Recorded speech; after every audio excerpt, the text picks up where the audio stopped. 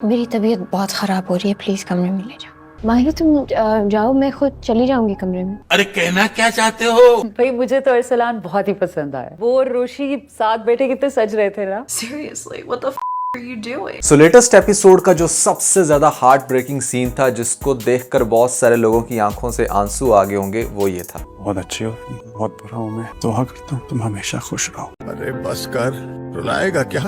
तलहा को फाइनली अब इस बात का एहसास तो हो गया कि उसने बहुत गलत किया रोशी के साथ, लेकिन जब तक एहसास हुआ तब तक मेरे ख्याल से यहाँ पर रोशी भी बहुत ज़्यादा चेंज हो चुकी है। नेक्स्ट एपिसोड में जिस टाइम तलहा बहुत कंसर्न होगा कि मतलब वो क्यों अरसलान के साथ शादी करने लग रही है, वो भी हो सकता है कि आपको दिखाया जाए कि जिस टाइम ये उसके साथ लंच या डिनर पर जा रही है, नेक्स्ट एपिसोड में जब उस स्पेसिफिक लोकेशन पर बैठी होगी तो वहाँ पर तलहा देख लेगा, और जब तलहा देखेगा तो उसका दिल मज़ीद टूट जाएगा कि ये तो वही शख्स है जिसके खिलाफ ये इतना भड़कती थी, इसको देखना गवारा नहीं करती थी। कहीं ये इसी ज़िद में उसके साथ ही शादी तो नहीं कर रही, अपने आप को बर्बाद तो नहीं मज़ीद करना चाह रही, मुझे ये बताने के लिए कि ठीक है अगर मैंने उसका साथ नहीं दिया तो वो अपने साथ कुछ भी कर सकती है।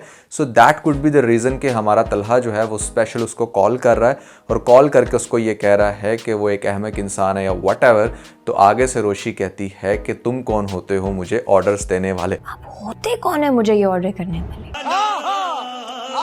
बहुत सारे लोग मुझे आके कमेंट्स के अंदर ये कह रहे थे कि क्या रोशी को इतना रूडली बिहेव करना चाहिए था? 100% करना चाहिए था। देखो, तलहा की वजह से रोशी मेंटली टॉर्चर्ड हुई है। उसने उसको इतनी अटेंशन दी, बावजूद इसके कि उसका एक छोटा सा बच्चा जो उसने खुद का बनाया हुआ है, मतलब है तो उसके भाई का, उसको इतना प्यार दिया, उसका फैमिली मेम्बर बन के उसके ऑफिस में कितनी प्रोडक्टिविटी दिखाई।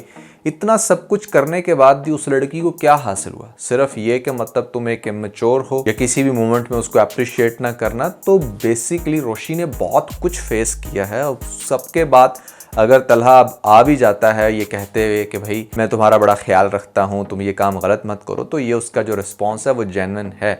एटलीस्ट थोड़ा बहुत तो गुस्सा करते हुए दिखाएगी ना। तो अब यहाँ पर आपको दिखाया गया कि मतलब सबसे पहली बात तो मुझे ये समझ नहीं आती कि मतलब how in the world Roshi gonna dinner with Arsalan, because Arsalan एक ऐसा बंदा है कि मतलब जिसकी असलियत उसको बहुत अच्छे से पता है। एक तरफ से तो वो उसको साइबर क्राइम में रिपोर्ट करने वाली है, दूसरी तरफ उसी क्रिमिनल के साथ ये जाएगी फॉर एनी XYZ रीज़न। क्यों भैया? आपने दिखाया कि मतलब उसकी फैमिली इतनी सपोर्टिव है, अगर उसको हल्का सा बुखार भी हो रहा है तो उसके सराउंडिंग में उसके नाना नानी बाप सब लोग इकट्ठे हो जाते हैं, वो बहुत कंसर्न्ड होते हैं। तो क्यों नहीं ऐसी लड़की को दिखाया जा रहा कि मतलब वो खुल के बोल पा रही या बता पा रही कि वो किस शख्स के साथ जुड़ने जा रही है? सबसे पहले तो मैं इस चीज़ को ब्रेक डाउन करना चाहूँगा। देखिए, रोशी जैसी लड़कियां ना इमीडिएटली खुलकर बोलें और वो अपनी इंटरनल फीलिंग्स को फ़ौरन से बयां कर दें, और अगर उनके साथ कोई ज्यादती कर भी रहा हो बाहर का तो वो एक सेकंड ना लगाएं अपने पेरेंट्स को बताने में। अगर आप पेरेंट्स अपनी इज्जत को इतना टैबू ना बना दो, आप लोग ये जो हर वक्त इज्जत इज्जत के ढंडोरे पीटते रहते हो ना, उसको प्रोटेक्शन करते हुए समटाइम आपकी बेटियां वो गलती कर जाती हैं जो मेरे ख्याल से उनको अपनी इज्जत बचाने के लिए एटलीस्ट नहीं करनी चाहिए। बेटियों को जितना सपोर्ट करोगे, उनके साथ जितना फ्रेंड्स बन के रहोगे, मार्क माय वर्ड, आपकी जो बेटी है वो अपनी इज्जत की बहुत अच्छे से प्रोटेक्शन कर पाएगी। क्योंकि द मोमेंट उसको कोई भी बाहर का बंदा ट्रैप करेगा, वो फ़ौरन से अपने फ्रेंड्स के साथ शेयर करेगी। फ्रेंड्स वो जो आप उसके पेरेंट्स हैं, और जैसे ही आप लोग सुनेंगे तो आप उसको फ्रेंडली मैनर में अगर बताओगे ना कि बेटा ये लड़का आपके साथ ये करने वाला है, इसके बाद ये अब आपको अगली बात ये करेगा, क्योंकि आपका एक्सपीरियंस होता है, तो आपकी बेटी कभी भी उसके ट्रैप में नहीं आएगी। लेकिन आप लोग क्या करते हो?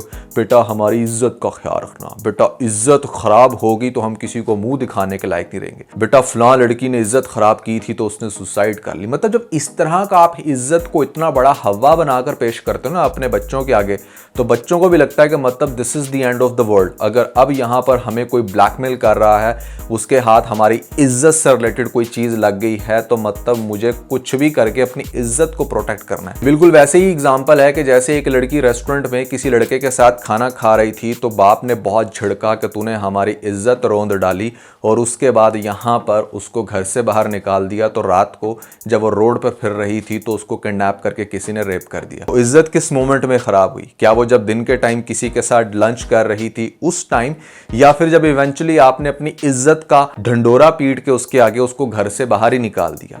तो ये चीज़ें बड़ी समझने वाली हैं। आई थिंक आज के दौर में पेरेंट्स को इस चीज़ को अंडरस्टैंड करना बहुत ही ज़्यादा ज़रूरी है।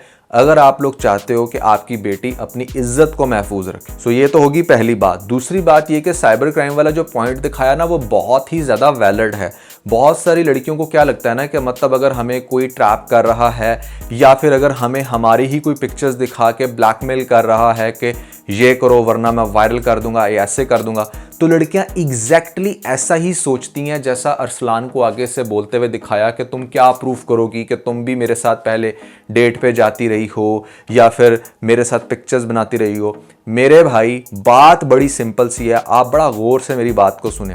अगर लड़की अपनी मर्जी से भी जाती रही है, मिलती रही है, तो भी लड़के के पास ये राइट नहीं है कि वो उन पिक्चर्स की बेस पर उसको ब्लैकमेल करे और फिर ब्लैकमेल करके कोई भी इलीगल काम करे उसके साथ या फिर फोर्सली उसके साथ शादी करे या उसे कहीं पर बुलाने की कोशिश करे। ये चीज डेफिनेटली लड़के के खिलाफ मार्क होती है। और साइबर क्राइम में अगर आप कंप्लेन करते हो कि देखो जब मैं उसके साथ जा रही थी मैं कंसेंट से जा रही थी, but now he is blackmailing me on that, मेरी अब शादी होने वाली है, मेरे हस्बैंड्स को ये पिक्चर्स दिखाकर मुझे इस तरह से ब्लैकमेल करने की बातें कर रहा है, तो क्या मैं करूं? अब ये कह रहा है कि मेरे पेरेंट्स को दिखा देगा पिक्चर, तो क्या मैं करूं? अब इसके ऊपर डेफिनेटली साइबर क्राइम जो टीम है वो आपको सपोर्ट करेगी। तो ये चीज मत सोचा करें कि यार काउंटर में उस लड़के के पास भी मेरे लेकर बहुत सारे प्रूफ हैं, वो होंगे।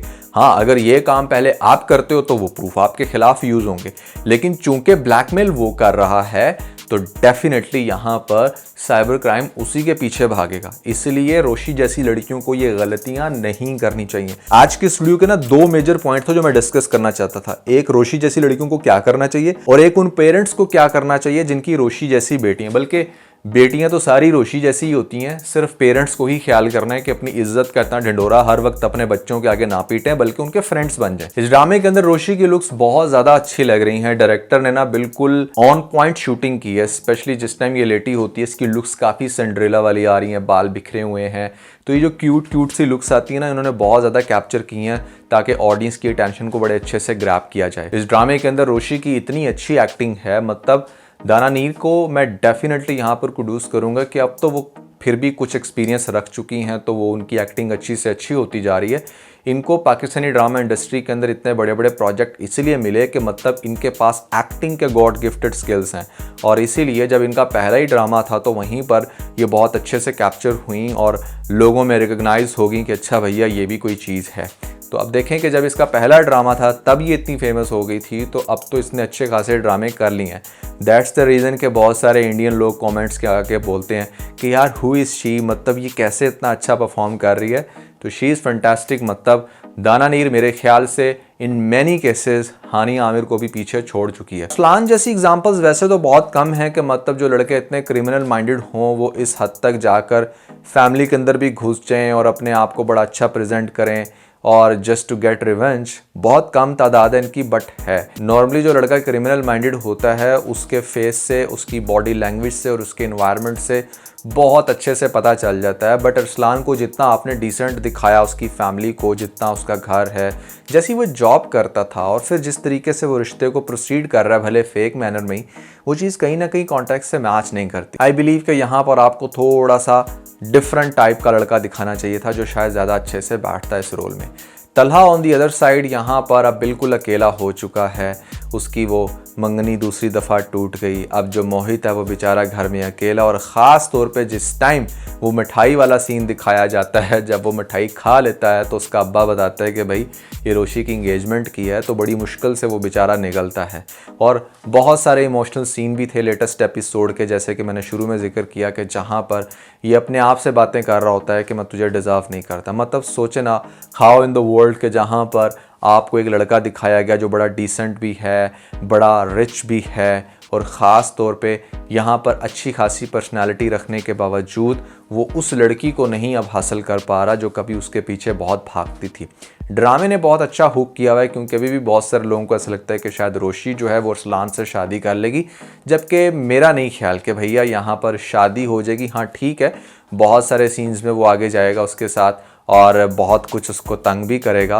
अरसलान का एक रोल आपको दिखाया गया इस ड्रामे के अंदर कि मतलब उसने अच्छा खासा नचाना है, लेकिन दूसरी साइड पे यहाँ पर जो हमारा तलहा है वो भी मतलब चुप नहीं बैठेगा, वो भी कुछ ना कुछ करता रहेगा थ्रू अपने फादर, या फिर ऐसे में बार बार फ़ोन करके हमारी रोशी को समझ नहीं आएगी कि मतलब वो अब इस सिचुएशन को टैकल कैसे करे।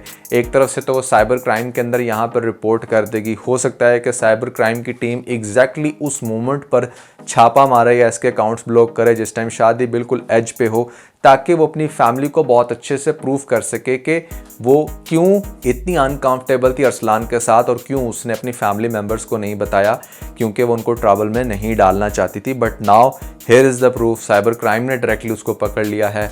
जो भी रीजंस होंगी, लड़के का कैरेक्टर सामने आ जाएगा। तो हाँ, शायद इस ड्रामे के अंदर यही दिखाने की कोशिश की जा रही है कि अगर आप अपनी पेरेंट्स के इज्जत वाले टैबू को भी सिक्योर रखना चाहते हो तो डायरेक्टली साइबर क्राइम पे आओ। लेकिन शायद लड़कियों को साइबर क्राइम भी जाने की ज़रूरत नहीं है मेरे ख्याल से, अगर पेरेंट्स अपने बच्चों के साथ अच्छे से फ्रेंड्स बनकर चलें। ओवरऑल ड्रामा बड़ा इंटरेस्टिंग है, बहुत मज़ा आता है ये ड्रामा देखने का, बड़ा रिफ्रेशिंग है। आई मस्ट से कि इस रमज़ान में जितने भी ड्रामे चल रहे हैं शायद कोई भी वो चार्म नहीं क्रिएट कर पा रहा जो ऑलरेडी हमारा मीम से मोहब्बत कर चुका है। कितने लोग इससे एग्री करते हैं, डिसएग्री, कमेंट्स के अंदर मुझे ज़रूर बताइएगा। और ख़ास तौर पे अगर आप लोगों ने हमारा लेटेस्ट व्लॉग नहीं देखा तो ऊपर आपको लिंक मिल जाएगा, जल्दी से लिंक पे क्लिक करके वीडियो देख के अपना फीडबैक मुझे ज़रूर दीजिएगा।